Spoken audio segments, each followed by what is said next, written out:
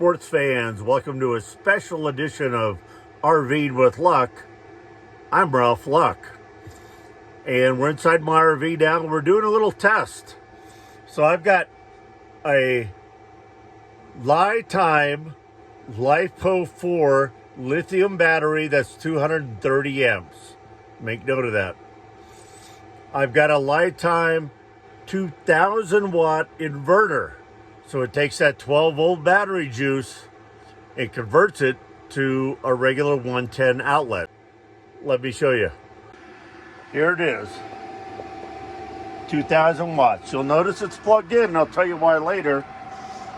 And let's see. What we got plugged in is drawing 383 watts.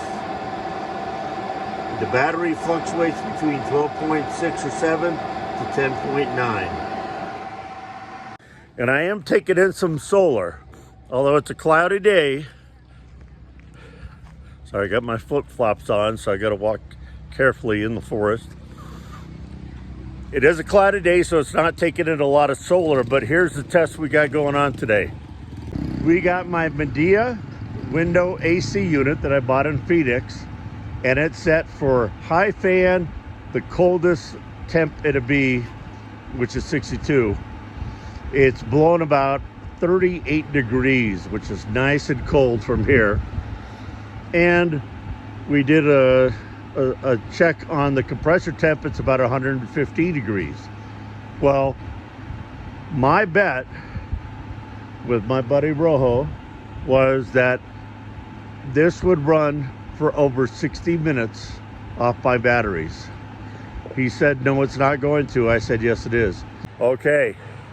So he bet basically that in 60 minutes it was going to run to zero and shut off. I said, no way. That'll run 4 to 5 hours. So we were a lot different on what our thoughts were. And this was last night over the campfire, drinking a few beers. I said, that'll last 4 to 5 hours. He said, no way, not even 60 minutes. So we agreed on 60 minutes for the bet. Well, it's been 46 minutes. My battery percentage is 81%. See that? 81%. You saw the batteries are at still 81. So looking pretty good. Now the only concern would be if that inverter shut off power at, let's say, 25 or 30% battery. So even though there's 25, 30% left of the batteries, the inverter might say, no, at low warning, we're shutting off. I don't think that's going to happen, but we're going to find out. And this fat old guy might get $100 today. Okay, this baby's still pumping cold air. There's Tony. Let's go see what this is at about 50 minutes.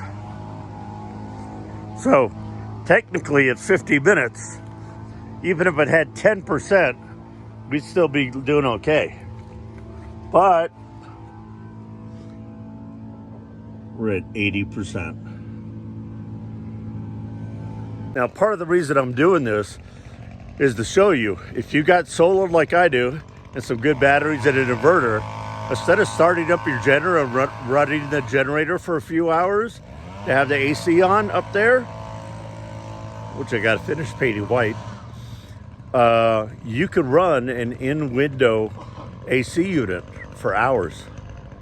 And the winner of the bet is me.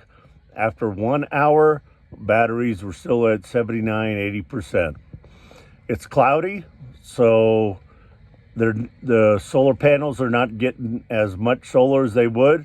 But on the other hand, even though the AC unit is set to full blast on and is blowing like 30-degree air, it could be going harder and maybe going higher wattage if it was hotter out.